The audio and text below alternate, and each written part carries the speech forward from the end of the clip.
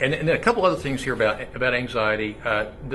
The of course part is where you got to rule out general medical conditions, temperament, so forth. But in terms of talking about drugs, there are lots of drugs that potentially can cause anxiety.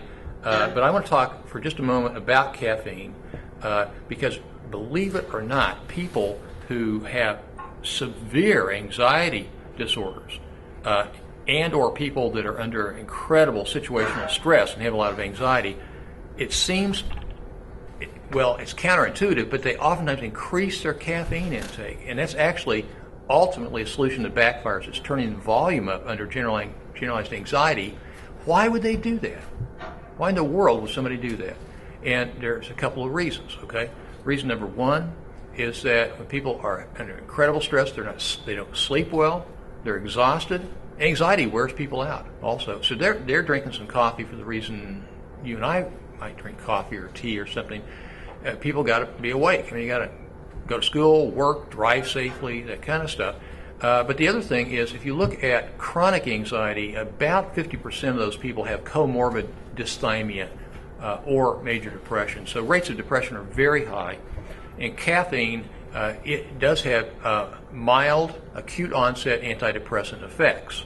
And so let's assume I'm not depressed, I'm tired, I drink coffee, and quickly I feel, well, I'm a little bit more alert. I can drive safely home or something. But if somebody is really depressed and they drink a Coke or what have you, they actually will feel somewhat less depressed. And this may or may not be registered at a conscious level. And we talked a few weeks ago about self-regulation. This is a common source of self-regulation where you can almost immediately do something and you feel better.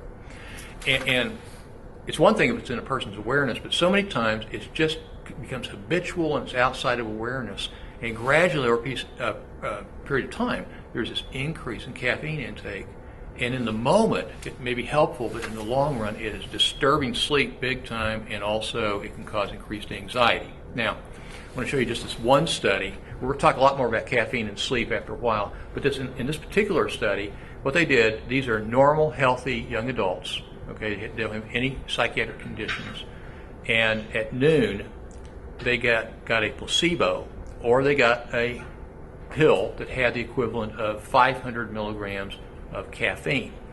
Now, we'll talk in more detail about how to measure caffeine levels and that sort of thing, but a 6-ounce cup of regular coffee, and that's not a mug, by the way, but a 6-ounce cup of coffee has about 125 milligrams of caffeine. So this would be the equivalent of 4 cups of coffee, or if you're drinking out of a mug, maybe 2 mugs of coffee, okay? But it's in pill form.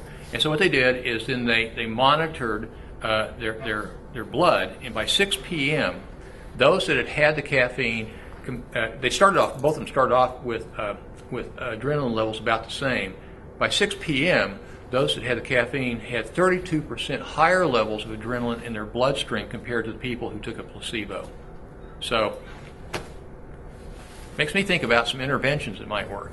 Okay, we'll talk more about that later on.